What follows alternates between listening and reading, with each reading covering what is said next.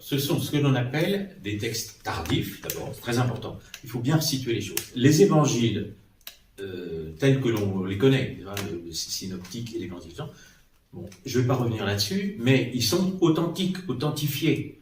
C'est-à-dire qu'on a les datations. Alors, il y a eu pendant 2 siècles récents des attaques pour dire ça a été écrit après, ou on vous invente que Constantin aurait inventé la Trinité. Enfin, c'est des stupidités. Il y a un auteur récent qui a vendu des milliers de livres en écrivant ces âneries. Et les gens les croient. Très bien. Mais c'est absurde. Bon, aujourd'hui, tous les historiens, y compris athées, y compris juifs, disent oui, les évangiles que vous possédez, que nous possédons, le Nouveau Testament, ce sont les textes qui sont écrits entre 30 et 100, c'est-à-dire pendant le 1er siècle, par un certain nombre d'apôtres ou par la première génération, directement, si vous voulez. On sait, Saint-Pierre dicte, Saint-Marc, c'est l'autre qui écrit, mais on sait tout ça. Et c'est ce que disait l'Église depuis le début. Après 2 siècles de mise en cause, par des milliers de livres, aujourd'hui on le sait. Bon. Ça, c'est ce qu'on appelle le canon aussi, ce qui fait partie le canon. C'est-à-dire, l'Église dit, voilà, ça, ce sont les textes authentifiés. Ce que l'on appelle les autres, il y a d'autres textes, notamment qui ont été retrouvés, c'est les fameux manuscrits de la mer morte, Nag Hammadi, etc., au XXe siècle, qui sont des textes que l'on appelle apocryphes, c'est-à-dire qui sont non authentifiés. Et ces textes-là ils sont tardifs. C'est-à-dire, les évangiles sont, même Saint Jean, qui lui-même a vécu très vieux, quasiment jusqu'à l'an 100, et même si son évangile est peut-être terminé par Polycarpe, hein, je ne vais pas, moi, affirmer des choses, il y a des questions historiques, mais de toute façon, même s'il est terminé par ses disciples, c'est lui, c'est l'enseignement qu'il a reçu du Christ, ce sont des témoins directs. Et par contre, après, les gnostiques vont écrire des faux évangiles.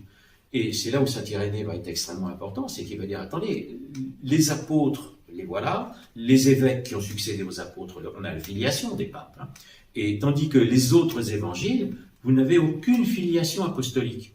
Donc si vous voulez, l'évangile que l'on attribue à Thomas, il n'est pas prouvé qu'il soit de Thomas. Bon. Ce qui est troublant dans cet évangile, c'est deux choses. D'abord, il est très tardif, bon, il est gnostique, c'est-à-dire qu'il y a la gnose dedans. Donc déjà, ça ne serait pas logique qu'un apôtre dise autre chose que ce que disent les autres apôtres. Vous voyez ce que je ne sais pas si je fais... Oui, très clair, je vous laisse. Okay.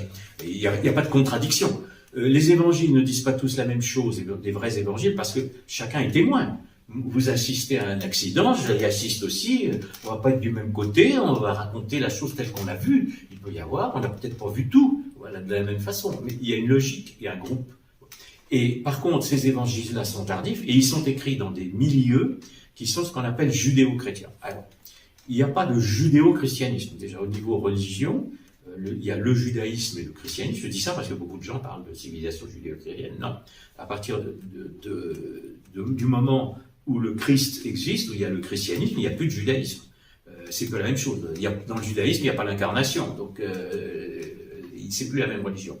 Mais il y a ce qu'on appelle les communautés judéo-chrétiennes. Ce sont des juifs convertis au catholicisme, mais qui sont restés à Jérusalem. Bon, les chrétiens de l'Église sont martyrisés à Jérusalem. C'est pour ça d'ailleurs que Saint-Pierre s'en va et va se réfugier à Rome. Il amène l'Église à Rome. Mais il y a des chrétiens qui restent à Jérusalem, en milieu juif. Et pour rester en milieu juif, ils doivent faire un certain nombre de concessions.